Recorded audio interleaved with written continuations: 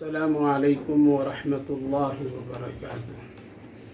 الحمد للہ رب العالمین، والصلاة والسلام علی سید الانبیاء والمرسلین وعلی آلہ واصحابہ اجمعین، اما بعد فاعوذ باللہ من الشیطان الرجیم، بسم اللہ الرحمن الرحیم۔ أرأيت الذي يكذب بالدين فذلك الذي يدعو اليتيم ولا يحض على طعام المسكين فويل للمصلين الذين هم عن صلاتهم ساهون الذين هم يراءون ويمنعون الماعون۔ صدق اللہ العظیم۔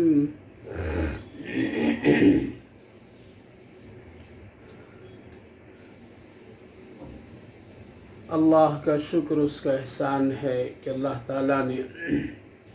ہم سب کو قرآن کریم کی اس بابرکت مجلس سے جڑنے کی توفیق مرحمت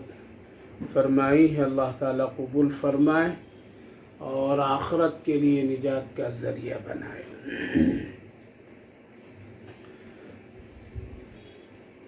اس سے پہلی مجلس جو گزری، جس میں سورۃ القریش پر بات ہوئی تھی، آج الحمدللہ اس مجلس میں سورۃ الماعون پر بات ہوگی۔ قرآن کریم کی یہ سورت بہت ہی مشہور و معروف سورت ہے۔ جیسا کہ پہلے بھی عرض کیا تھا کہ 10 سورتیں سورۃ الفیل سے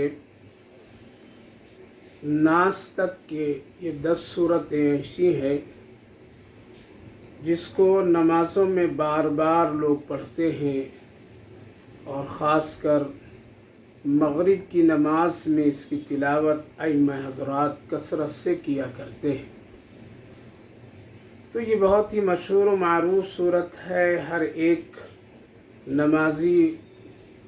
اور جس کا تعلق قرآن سے ہو،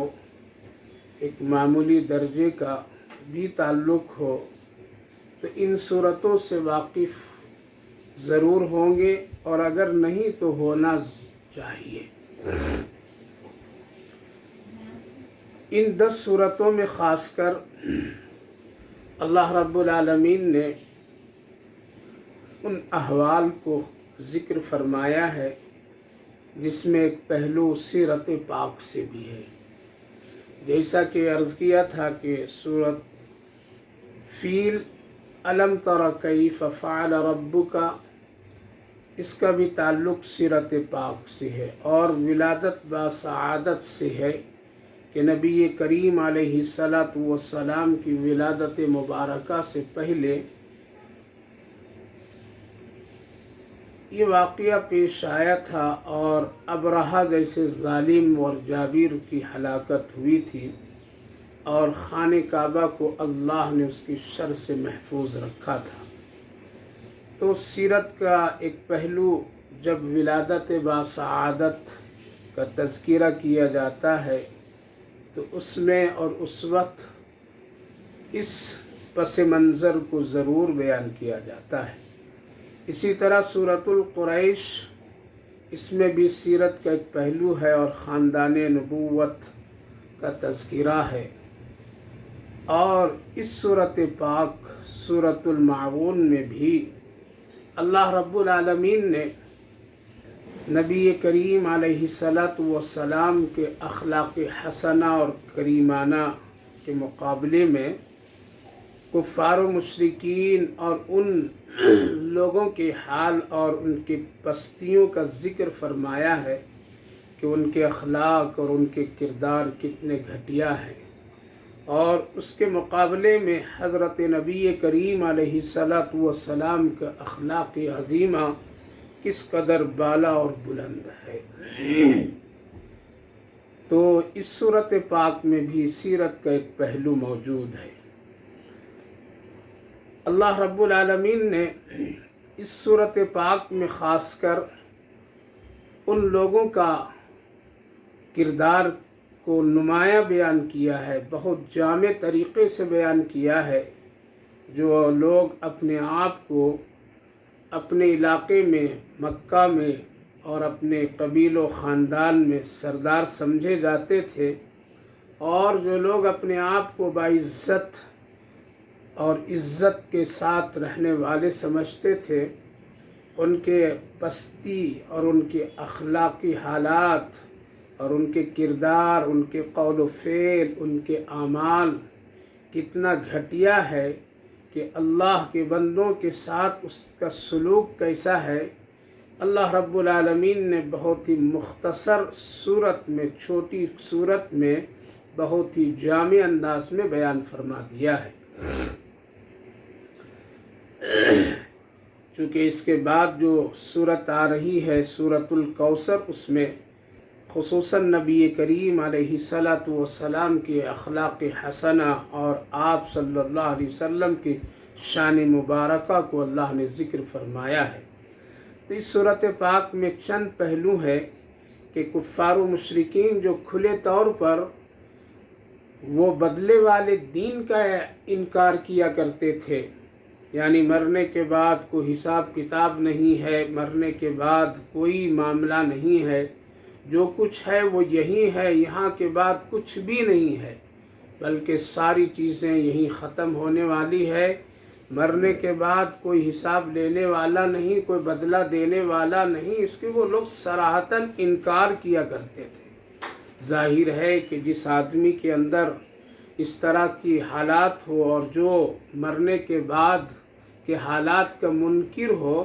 تو دنیا میں پھر وہ آدمی کسی سے ڈر نہیں سکتا ہے، اور کسی سے ڈر کر کے وہ کوئی کام نہیں کرتا، بلکہ پھر وہ اپنی منمانی، اپنی مرضی اور اپنی بد اخلاقیوں پر وہ اپنی ہمت اور ڈٹ کر کے وہ کام کرتا ہے۔ تو کفار و مشرکین اور خصوصاً وہ عرب کے اور مکہ کے وہ سردار لوگ، وہ بہت ہی کھلے طور پر میں اس دین کا وہ لوگ منکر تھے، انکار کرتے تھے، اور ساتھ ساتھ اس کے سلسلے میں وہ لوگ کھلم کھلا لوگوں کو بتاتے بھی تھے۔ تو ایک پہلو کو اللہ رب العالمین نے یہاں ذکر فرمایا، جو ان کا ایک گھٹیا سوچ اور ان کی ایک ایسی چیز تھی جس سے تمام برائیوں کی جڑ اور تمام بد اخلاقیوں کا یہ سرچشمہ ہے۔ اس لیے علماء مفسرین لکھتے ہیں کہ اس دنیا میں اگر کسی آدمی کو اچھا بننا ہے تو وہ پھر فکر آخرت سے اس کو جڑنا پڑے گا، اور جس کے دل میں فکر آخرت نہ ہو، بدلے والے دین کے بارے میں اس پر اس کا ایمان نہیں ہو، اور وہ یہ سمجھ بیٹھا ہو کہ وہاں کوئی ہم سے حساب و کتاب لینے والا نہیں ہے، تو پھر اس دنیا میں رہ کر وہ ہر برائی آسانی سے وہ کر سکتا ہے، اور اس کو کرنے میں پھر کوئی ڈر اور خوف نہیں ہو سکتا۔ اس لیے کہ دنیاوی قانون اور دنیاوی حالات میں انسان گناہ کر کے بری ہو جاتے ہیں، اور کتنے ایسے سینکڑوں لوگ ہیں جو گناہ کر کے عدالتوں سے اپنے آپ کو بری الذمہ سمجھ لیتے ہیں۔ تو سب سے بڑی جو ان کی بری عادت تھی اور جو سب سے گھٹیا سوچ ان لوگوں کی تھی، اللہ نے اس سورۃ پاک میں ذکر فرمایا۔ دوسری بات، اس سورۃ پاک میں اللہ رب العالمین نے جو ان لوگوں کے کفار و مشرکین کے ان سرداروں کا جو حال ہے،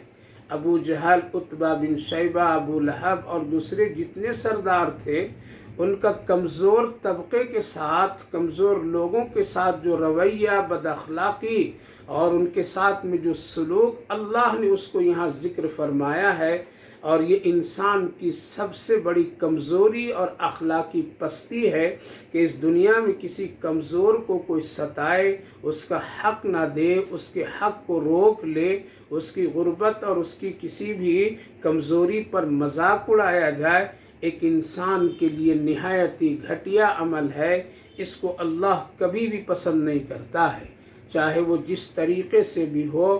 کھلانے کے اعتبار سے، لینے دینے کے اعتبار سے، اپنے قریب رکھنے کے اعتبار سے۔ اور تیسری بات جو اس سورۃ پاک میں ہے کہ جب انسانوں کے حق اور حقوق کو وہ بھلا دیتا ہے تو پھر وہ اللہ کے حق کو بھی بڑی آسانی کے ساتھ بھلا دیتا ہے۔ کیوں؟ اللہ رب العالمین سامنے نظر نہیں آتا ہے، جبکہ دنیا میں کمزور نظر آتا ہے۔ جب ایک آدمی اس کے ساتھ یہ ظلم کر سکتا ہے تو اللہ کے حق میں یقیناً کمی کوتاہی کرے گا، جس کو اللہ نے آگے ذکر فرمایا ہے سورۃ پاک میں، فویل للمصلین۔ اس کے بعد پھر اس سورۃ پاک میں اللہ رب العالمین نے ایک انسان کا جو معاشرتی زندگی ہے، ایک دوسرے کے ساتھ ہمدردی، خیر خواہی اور ایک دوسرے کے ساتھ مل جل کر کے ایک دوسرے کے ہاتھ بٹانا، اگر کوئی آدمی اس دنیا میں کسی کو کسی بھی طرح سے ہمدردی اور اس کی کسی ضرورت پر وہ ہاتھ نہیں بڑھاتا ہے، نہیں کرتا ہے، تو ایک انسان کا بہت ہی برا اخلاق ہے اور اس کی یہ سوچ بہت ہی خراب ہے اور وہ ایک انسانیت سے بہت دور عمل میں پڑا ہوا ہے۔ اللہ تعالیٰ نے اس کو بھی اس میں ذکر فرمایا، تو یہ فرمایا اللہ رب العالمین نے، أَرَأَيْتَ الَّذِي يُكَذِّبُ بِالدِّينِ، کیا تم نے اس سے دیکھا نہیں جو سزا کو جھٹلا دیتا ہے؟ یعنی آپ دیکھیے میرے نبی،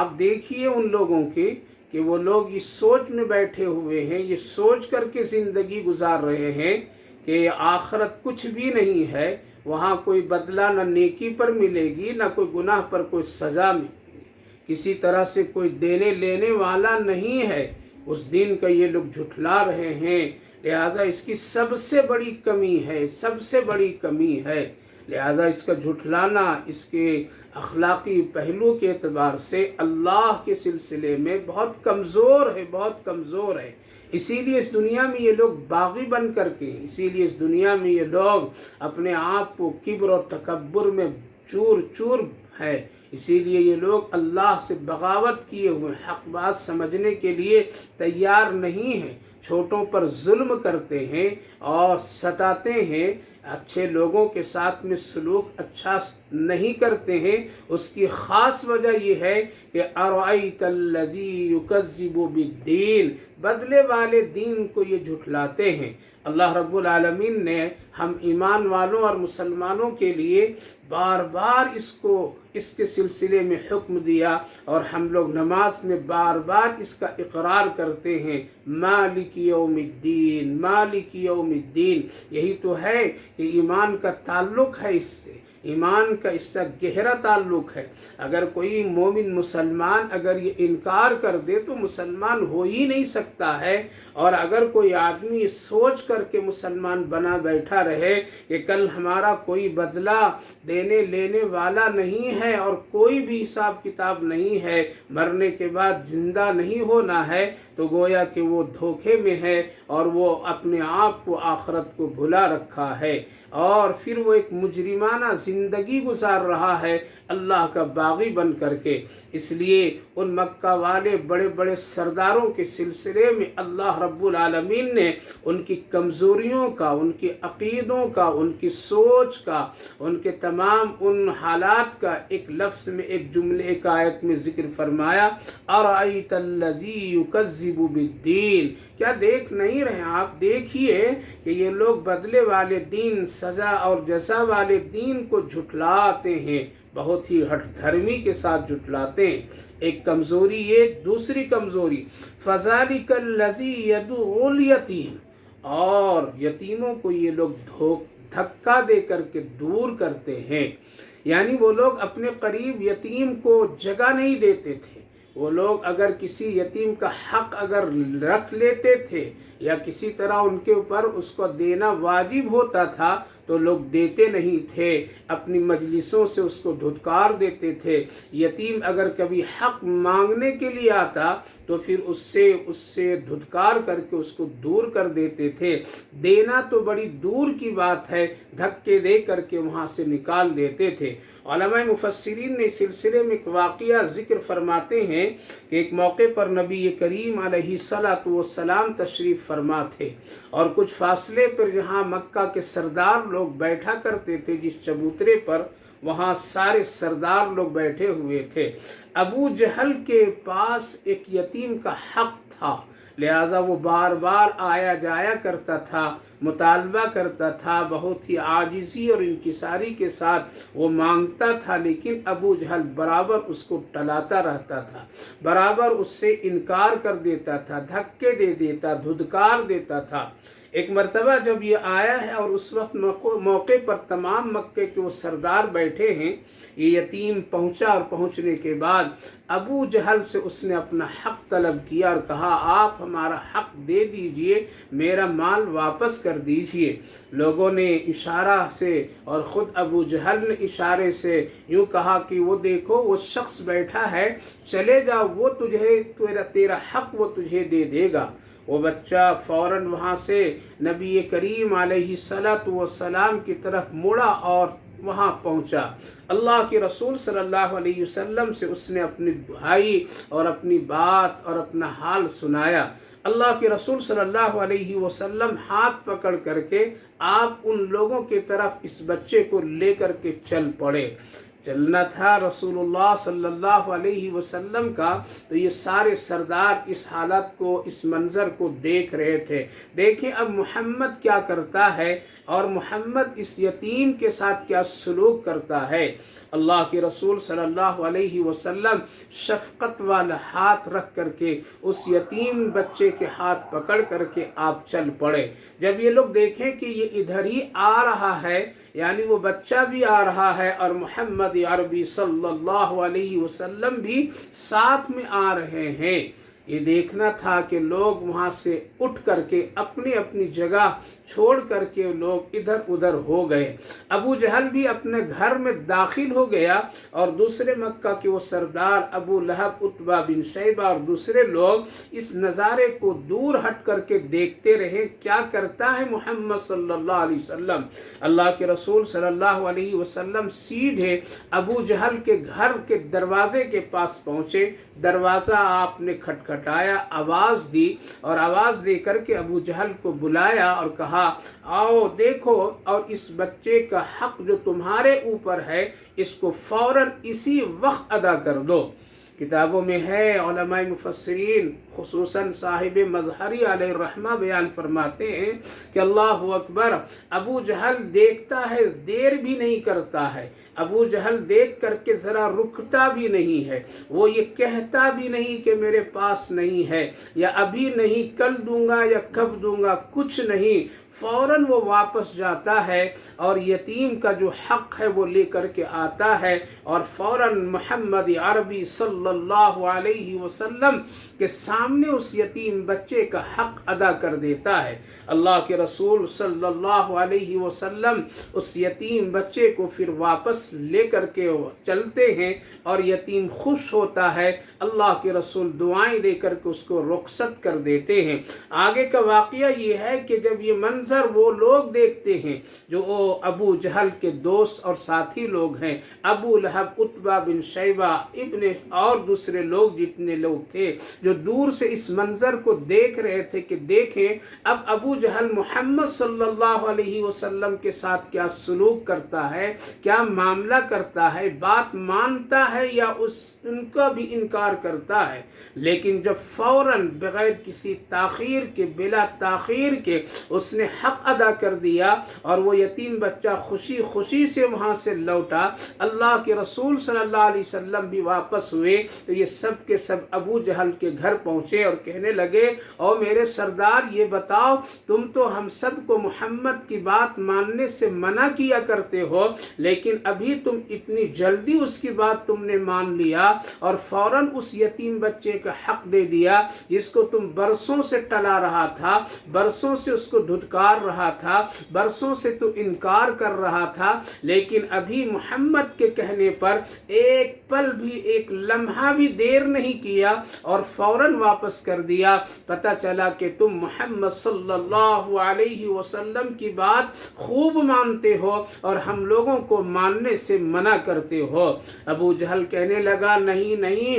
ایسا مسئلہ تھا، ایسی چیز تھی، اگر تم بھی میری جگہ پر ہوتے تو تم بھی بلا کسی تاخیر کے محمد کی بات مان کر کے عمل کرتے۔ جب محمد صلی اللہ علیہ وسلم نے مجھ سے کہا کہ اس یتیم بچے کا حق فوراً اسی وقت دے دو تو میرے سامنے ایک ایسا منظر تھا، آگ کا ایک گڑھا نظر آیا۔ اگر میں انکار کر دیتا تو ایسا لگ رہا تھا کہ کوئی مجھے پیچھے سے دھکا دے دے گا اور اس میں گر پڑوں گا اور میں خاکستر جل کر کے ہو جاؤں گا۔ اس لیے میں اپنے آپ کو اس ہلاکت سے بچانے کے لیے بغیر کسی تاخیر کے میں نے حق کو ادا کر دیا۔ یہ میرے سامنے یہ مسئلہ تھا، اسی لیے میں نے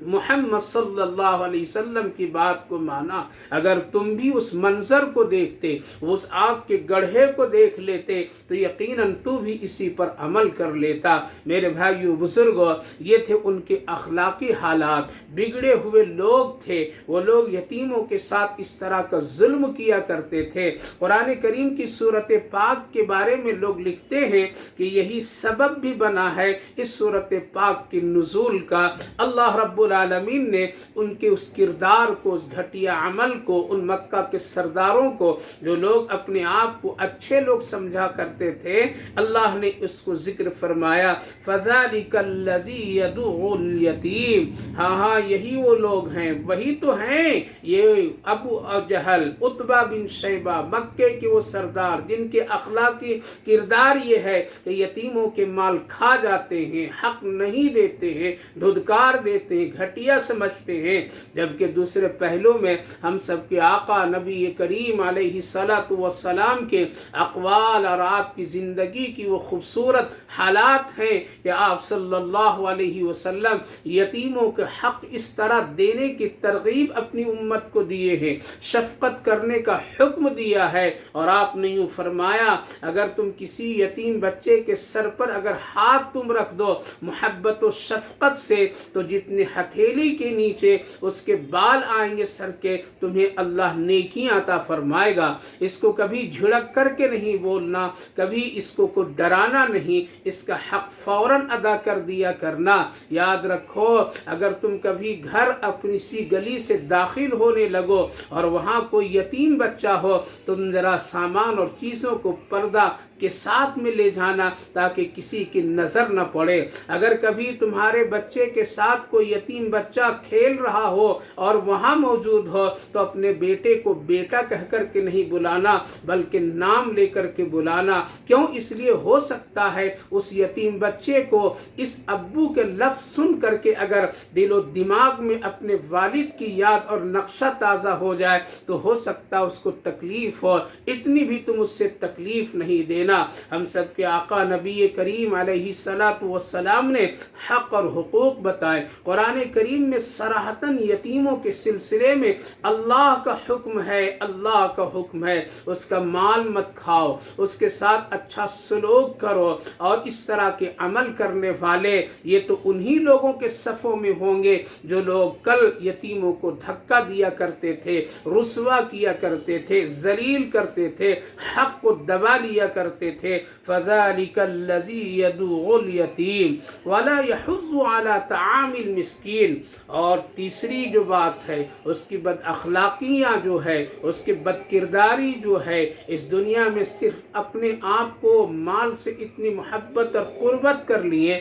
اور کسی کو کسی طرح سے مال کے ذریعے سے ہمدردی خود کرنا تو دور کی بات ہے، وہ لوگ تو دوسروں کو بھی منع کرتے ہیں۔ وَلَا يَحُضُّ यहुज़्ज़ु अला तामिल मिस्कीन, खुद क्या खिलाते, खुद क्या मिस्कीनों को देते, बल्कि दूसरों को भी तरगीब नहीं देते, लोगों को मना कर देते थे ये देना, माल का खर्च करना, सदका खैरात करना। और लोग कहते थे इस तरह करना क्या अल्लाह के नाम पर, क्या अल्लाह नौज़ुबिल्लाह गरीब है जो हमसे मांगता है। इस तरह की बातें, इस तरह के जुमले कुरान करीम में मौजूद है। तो मेरे भाई बुजुर्गों, इंसान का एक बहुत ही बुरा अखलाक, इंसान का एक बहुत ही घटिया सोच, इंसान का एक बहुत ही बुरा किरदार ये है कि वो माल से इतना चिपक करके हो और माल के सिलसिले में वो इतना अपने आप को करीब कर लिया हो और हमदर्दी बिल्कुल अपने आप को ख़त्म कर लिया हो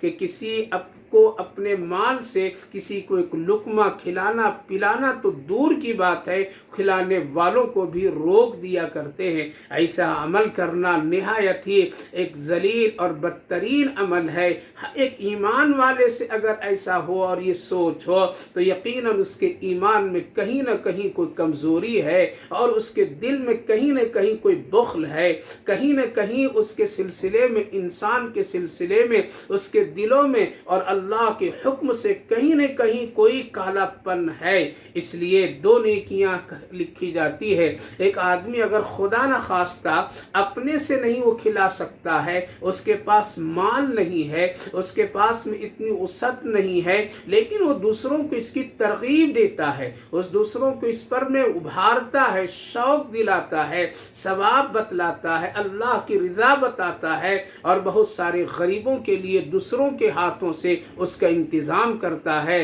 तो ये भी नेकी और बहुत बड़ी नेकी है। इसलिए एक अच्छे मुसलमान, एक अच्छे ईमान वाले की पहचान है, उसके बुलंद अखलाक की तर्जुमानी है, बुलंद अखलाक की पहचान है, हमदर्दी की एक अलामत है कि वो अगर खुद नहीं कर सकता है तो दूसरों को तरगीब भी देता है और दिलाता है, और जितना मुमकिन उससे हो सकता है वो खुद अपने माल से खर्च करता है। लेकिन अगर वो इसको रोकता है, अगर किसी तरह से वो किसी को देने से और किसी के सिलसिले में हमदर्दी का मसले में वो आड़े बन जाता है, तो ये एक निहायत ही घटियापन है। जो सोच अबू जहल की थी, जो सोच उतबा बिन शैबा, अबू लहब और मक्का के वो बदकिरदारों की थी, वो सोच अगर कोई मुसलमान रखे तो निहायत ही अफसोस की बात है। वला यहुज़्ज़ु अला तामिल मिस्कीन फवैलुल लिल मुसल्लीन।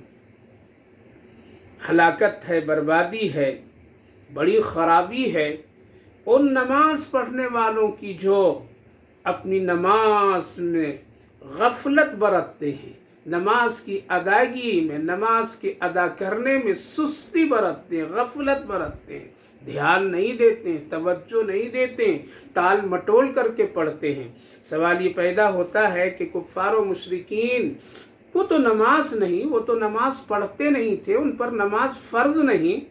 तो उसके बारे में है या और किन लोगों के बारे में? उलमा मुफस्सिरीन की राय है कि मुनाफिकीन लोग जो नमाज में शरीक होते थे और रसूल करीम अलैहिस्सलातु वस्सलाम के साथ जो नमाज पढ़ते थे उनके बारे में है। फिर एक सवाल ये है कि उस वक्त में जिस वक्त ये सूरत पाक नाजिल हो रही थी, मक्का में मुनाफिकीन तो नहीं थे। उलमाए किराम जवाब देते हैं कि अगर नहीं थे लेकिन अल्लाह को मालूम था कि हिजरत के बाद मदीने में ज़रूर ये लोग होंगे, ऐसे लोग होंगे, या यहाँ नहीं होंगे तो क़यामत तक के कुरान बाकी रहेगा, तो कभी न कभी ऐसे लोग होंगे, चाहे वो ईमान लाने वालों ही में क्यों ना हो, लेकिन ज़रूर होंगे जो नमाज से गफलत बरतेंगे, नमाज को टाल मटोल करके अदा करेंगे, नमाज की अदायगी में सुस्ती का मामला करेंगे। अल्लाह रब्बुल आलमीन ने उमूम पर नज़र रख करके फरमा दिया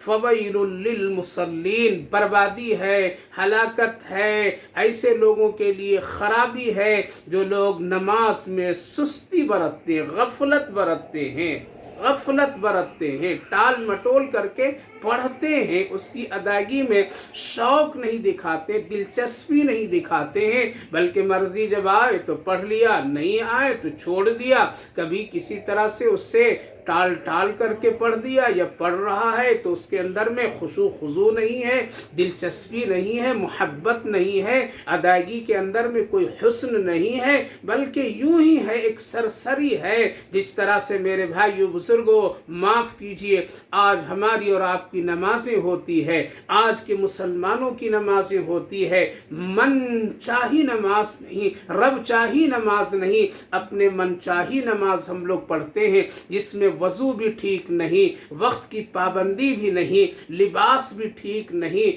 ہمارے ارکان بھی ٹھیک نہیں، پہچان بھی ٹھیک نہیں۔ اللہ اکبر، دیکھ دکھا کر کے دل چاہا تو آ گیا، نہیں تو چھوڑ دیا، اپنے جسم کا تقاضا ہوا چھوڑ دیا، مال کا تقاضا ہوا نماز چھوڑ دیا، سفر کے تقاضے ہوئے نماز کو ٹال دیا، شادی بیاہ کی خوشیاں ہوئی نماز کو ترک کر دیا، موت اور غم کے مسئلے آئے کئی مہینے نماز چھوڑ دیے۔ لہذا ایسے لوگوں کے بارے میں اللہ اکبر، یہ عمل اگرچہ وقت کے منافقین کیا کرتے تھے، لیکن آج بھی مسلمانوں میں ایسے لوگ موجود ہیں جو اس طرح کے حالات اپنی نمازوں کو بنا رکھے ہیں۔ یاد رکھیے، ڈریے ڈریے، فویل جبکہ جہنم کے ایک حصے کا نام ہے۔ پتہ یہ چلا کہ جو لوگ نماز میں سستی، نماز میں غفلت، نماز کی بے حرمتی کرتے ہیں، نماز کے لیے وہ لوگ اپنے آپ کو خشوع خضوع کے ساتھ تیار نہیں کرتے ہیں،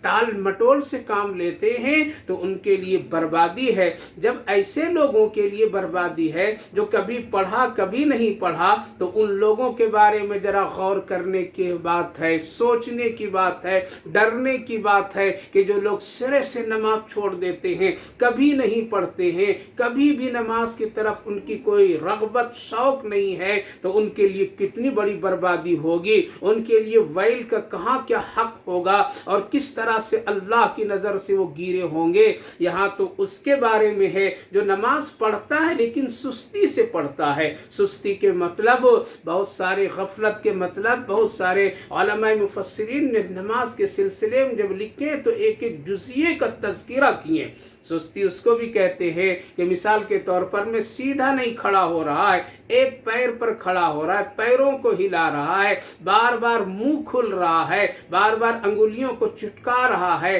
آنکھوں کو رگڑ رہا ہے، اٹھنے بیٹھنے میں کرا رہا ہے، یعنی ایک نماز کی ادائیگی میں اس کا کوئی شوق اور ہمت اور حوصلہ، خشوع خضوع نہیں، بلکہ بالکل ایسے ہی۔ یہاں تک کہ غفلت کے بارے میں علماء کرام لکھتے ہیں کہ یہ بھی غفلت ہے کہ ایک نمازی اگر نماز پڑھنے کے ارادے سے نکلا ہے لیکن اس کا لباس ٹھیک نہیں ہے، کپڑے ٹھیک نہیں ہے، پاک تو ہے لیکن اچھا نہیں ہے، جس طرح سے آج کے نمازیوں کے حالات ہیں، مسجدوں میں جو لوگ نظر آتے ہیں، اللہ کی پناہ، اللہ کی پناہ، ان کے کپڑے کو دیکھ کر کے شرم محسوس ہوتی ہے، ان کے کپڑے کو دیکھ کر کے آنکھ بند کر لینے کا دل چاہتا ہے، ان کے کپڑوں کو دیکھ کر کے قسم خدا کی اس جگہ سے تھوڑا دور ہو جانے کا دل چاہتا ہے۔ اگر کوئی آدمی آگے ویسے کپڑے یعنی ٹی شرٹ پہن لیا، ہاف آستین کی بنیان پہن لیا، چست کپڑے پہن لیا،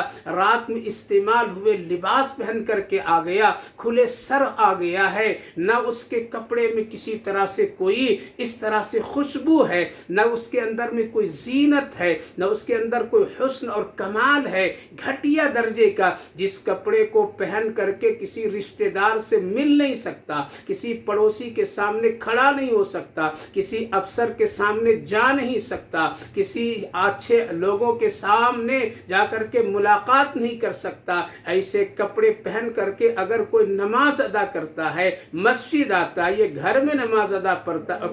کرتا ہے، تو گویا کہ وہ غفلت برت رہا ہے، نماز کو ڈھنگ سے ادا نہیں کر رہا ہے۔ فویل للمصلین، ہلاکت، بربادی ہے، خرابی ہے۔ سوچئے میرے بھائی بزرگوں، آج کس طرح سے ہم نماز ادا کرتے ہیں۔ ہاں، مسجد کبھی دو حالات ہیں نمازیوں کے، کبھی مسجد گئے تو اچھے کپڑے پہن لیا، گھر میں ہوا تو جیسے تیسے پہن لیا، رات فجر کی نماز میں تو بعض لوگ ایسے ہوتے ہیں کہ اس کپڑے پر قسم خدا کی بات باہر جس کو جانے کی طبیعت نہیں چاہتی ہے، وہ آدمی ویسے کپڑے کو پہن کر کے اللہ کے دربار میں آ جاتا ہے، اللہ کے حضور میں آ جاتا ہے۔ یاد رکھیے، اللہ کے سامنے کھڑے ہونے میں اگر تو فقیری دکھائے گا، اللہ کی نعمتوں کا اظہار نہیں کرے گا، اگر اللہ کی نعمتوں سے خوشیاں اور خوبصورت لباس نہیں پہن کر کے آئے گا، تو پھر وہ لباس وہ لعنت کے درجے میں ہے جو تم دوسروں کو پہن کر کے اپنے آپ کو اچھا دکھاؤ گے۔ اس لیے ہمیشہ اچھے کپڑے میں نماز ادا کرنی چاہیے، بہت ہی شوق اور محبت سے ادا کرنی چاہیے، بہت ہی رغبت اور تمام سستیوں کو دور کر کے نماز ادا کرنی چاہیے، اللہ کے حضور میں کھڑے ہو کر کے بہت ہی اعجاز اور بہت ہی عاجزی انکساری رب کریم کی حضور میں کرنی چاہیے، سنتوں کی رعایت کر کے کرنا چاہیے، اپنے جسم کو اللہ کے سامنے بہت ہی باادب بنا کر کے رکھنا چاہیے۔ اگر ایسا نہ کرے کوئی آدمی تو یقیناً اس کے لیے وہ نماز ادا کرنے کے لیے اس کے لیے خرابی ہے۔ فویل للمصلین الذین هم عن صلاتهم ساہون الذین هم یراؤون ویمنعون الماعون۔ اور کبھی اگر نماز پڑھ لیے یا کبھی زکوٰۃ دے دیے، کبھی صدقہ خیرات کر دیے، کبھی کوئی یتیم اور غریب کو کچھ دے دیے، تو ان کا دینا کوئی ایسی بات نہیں۔ الذین هم یراؤون، وہ دکھاوے کے لیے ایسا کیا، وہ دکھاوے کے لیے خرچ کیا، وہ دکھاوے کے لیے کسی غریب کو دیا، وہ دکھاوے کے لیے نماز پڑھا۔ کوئی مہمان آ گیا، چلو نماز پڑھ لیتے ہیں، کہیں مسجد میں پہنچ گیا، چلو نماز پڑھ لیتے ہیں، کوئی کہہ دیا تو شرم سے جمعہ پڑھ لیا، کوئی کہہ دیا تو چلو ہم 2 رکعت ادا کر لیے، اگر کوئی آ گیا دل چاہا نہیں چاہا چلو کچھ اس کو دے دیے تاکہ لوگ دیکھ کر کے مجھے سخی کہہ دے، کسی کو اپنے گھر کے پاس بلا کر کے بھیڑ جمع کر لیا، زکوٰۃ کے چند پیسوں کو تقسیم کر دیا، کپڑوں کی شکل میں یا کسی بھی شکل میں، اناج کی شکل میں، لوگ دیکھیں، بھیڑ دیکھیں کہ فلاں سیٹھ صاحب کے پاس، فلاں آدمی کے گھر کے پاس، ان کی دکان، ان کی آفس کے پاس اتنے غربا آئے تھے، اتنے لوگ آئے تھے، ان کا نام ہو جائے، شہرت ہو جائے۔ یہ ساری چیزوں کو دکھاوے کے طور پر اگر کیا تو اللہ فرمائے ایسے لوگوں کے لیے بھی بربادی ہے، ایسے لوگوں کے لیے بھی خرابی ہے، ان کا عمل یہ دکھاوا ہے، اس پر کچھ بھلا نہیں، اس پر کچھ اجر نہیں، کل قیامت کے دن ہوا خالی ان کو دکھائی دے گا، کچھ بھی نہیں ملے گا۔ لہذا نہ نماز کو دکھا کر کے پڑھیے، نہ صدقہ خیرات دکھا کر کے کیجئے، نہ اپنے اندر ریاکاری پیدا کیجئے، شہرت اور دوسروں کو دے کر کے اس سے اپنی تعریف کے کلمات حاصل کرنے کا نیت اور ارادے سے مت یہ کام کیجئے، ورنہ کل قیامت کے دن ڈھونڈیں گے کہاں ہے وہ میری زکوٰۃ کی ساڑیاں، کہاں ہے وہ میرے زکوٰۃ کے راشن، کہاں گئے وہ میرے زکوٰۃ کے وہ ساری چیزیں، کہاں ہے وہ اس غریب کو دیا، کہاں ہے میرے بھائیو بزرگوں، یہ سب ختم ہو جائیں گے، کچھ نہیں ملیں گے۔ اس لیے الذین هم عن صلاتهم ساہون الذین هم یراؤون ویمنعون الماعون۔ جو نماز پڑھنے والوں کہ جو اپنی نماز میں غفلت برتتے ہیں اور جو دکھاوے کے کرتے ہیں، یعنی نماز ہو یا کوئی بھی عبادت ہو، اور وَيَمْنَعُونَ الْمَعْوُونَ، اور معمولی درجے کی چیز کو بھی کسی کو دینے سے انکار کرتا ہو، اس آدمی کے لیے بھی خرابی ہے۔ معون اس کو کہتے ہیں کہ جو ایک بہت ہی معمولی درجے کی چیز ہے، جس کا عام معاشرے میں، عام حالات میں رواج ہو لینے دینے کا، لیکن ایک آدمی کو کبھی ضرورت پڑی اور اس سے اس کو طلب کیا، اس کا بھی وہ انکار کر دے، لہذا یہ اس کی بدترین اور گھٹیا اخلاق قرآن کریم ذکر کرتا ہے۔ وَيَمْنَعُونَ الْمَاعُونَ، مثال کے طور پر میں آگ جلانے کے لیے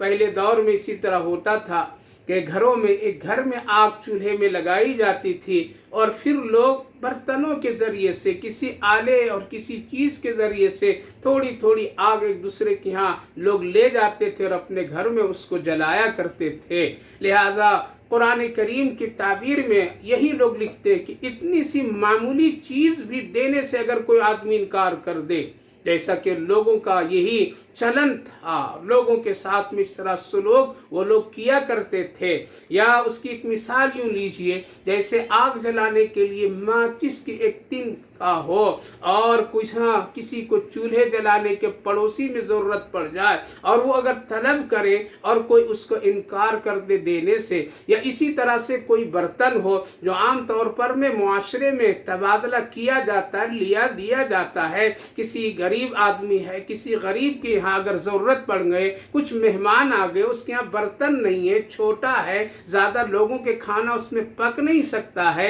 पड़ोस में एक आदमी के यहाँ है, लिहाजा उससे मांगा वो बर्तन के आप दे दीजिए, लेकिन उसका भी वो इनकार कर देता है, तो इसको कुरान कहता है कि वो बदतरीन घटिया आदमी है, इतना भी उसके अंदर में हमदर्दी और शफकत नहीं है। लिहाजा ऐसा अमल करने वाला मुआशरे में उसका हक नहीं है कि वो लोगों के दरमियान जिए। यानी वो गायत दर्जे का, नहायत दर्जे का वो बुखल है, बखीली करता है, माल से इतनी मोहब्बत करता है, चिमटता है। लिहाजा कुरान करीम ने ऐसे आदत वाले लोगों को इस सूरत पाक में अल्लाह रब्बुल आलमीन ने बुरा कहा, खराबी कहा और साथ साथ उसके अखलाक की घटियापन को जिक्र किया। लिहाजा आदमी मुआशरे में जब रहता है तो एक दूसरे से किसी न किसी चीज़ की ज़रूरत ज़रूर पड़ती है, लेना देना करना चाहिए, उससे मोहब्बतें बढ़ती है, अखलाक की बुलंदी होती है, अच्छे समझे जाते, एक दूसरे के साथ हमदर्दी का मामला बनता है। लेकिन कोई आदमी इससे रुक करके और इस तरह की हरकतें करे तो मुआशरे में यकीनन अगरचे वो अपने नज़दीक अच्छा समझे और अपने नज़दीक वो बेहतर जाने, लेकिन अल्लाह की नज़र में वो बेहतर नहीं है, अल्लाह की नज़र में वो अच्छा नहीं है, बल्कि अल्लाह ने उसको बहुत ही ख़राब कह करके ज़िक्र फरमाया है। खुलासा ये मेरे भाइयों बुजुर्गों, इस सूरत पाक में अल्लाह ने उन अखलाक रजीला को जिक्र फरमाया जो एक अच्छे ईमान वाले, अच्छे शरीफ इंसान के लिए मुनासिब नहीं है, बल्कि सबसे बुनियादी चीज़ ये है कि अकीदा रखा जाए, एक दिन मरने के बाद अल्लाह ज़रूर हिसाब किताब लेगा। ऐसी चीज़ें ज़रूर है, तभी तो वो आदमी अच्छा बन सकता है और अच्छी फ़िक्र आखरत की करके अपनी ज़िंदगी को संवार सकता है। दूसरी बात है यतीमों के साथ शफकत, भलाई, हमदर्दी, उसके हक और हुकूक के पूरा ख्याल रखे। खुद अगर खिला पिला नहीं सकता हो तो दूसरों को तरगीब दे। लिहाजा उलमाए किराम का इसीलिए एक मकाम है कि आज हज़ारों सैकड़ों यतीमों, सैकड़ों गरीब बच्चों को अपने मदरसों में जमा करके उनके लिए दर दर भटक करके, दर दर जा आ करके वो पैसे जमा करते, ज़कात उसूल करते हैं और हदिये और बहुत सारे सदक़ात को जमा करके उन यतीमों, गरीबों, मिस्कीनों, ज़रूरतमंद तलबा पर वो खर्च करते हैं। यकीनन उस आलिम दीन के पास तो अपना ज़ाती माल तो नहीं है, लेकिन वो दूसरों को तरगीब दिला करके, दूसरों से ले करके तो यकीनन इसका सवाब ज़रूर मिलेगा। इसीलिए उलमा का एक मकाम बताया जाता है। तो चाहिए कि आदमी अगर नेकी ना कर सकता खुद तो दूसरों को उसकी तरगीब ज़रूर दे, अगर ना दे तो ये आदत अबू जहल, उतबा बिन शैबा और मक्का के उन घमंड मुतकब्बिरों की आदत बता रही है सूरत पाक। लिहाजा ऐसे हालात नहीं बनना दे चाहिए और नमाज में सुस्ती ना हो, नमाज को हमेशा होश व हवास, बहुत ही चाको चौबंद, अच्छे लिबास, खुशबू के साथ और मुज़य्यन हो करके नमाज को अदा करे। मुज़य्यन का मतलब ये है सुन्नत की मुकम्मल रियायत करे, सुन्नत के साथ अदा करे और खुशू के साथ अदा करे, वक्त पर अदा करे, टाल मटोल ना करे, दुनिया की घटिया चीज़ों की वजह से नमाज को ना भुलाए, जो हक़ है नमाज का हक़ के साथ अदा करे। इसके साथ साथ जो छोटी मोटी ज़रूरत की चीज़ें जहाँ भी एक दूसरे को दे करके हमदर्दी का इजहार करना पड़े तो ज़रूर करना चाहिए। यही है अल्लाह का पैगाम और इससे इंसान अल्लाह की नज़र में बहुत महबूब और مقبول بنتا ہے، اور ان کاموں کے کرنے سے اللہ بہت پسند کرتا ہے۔ اللہ آپ کو بھی توفیق دے، ہمیں بھی توفیق دے، اور اللہ رب العالمین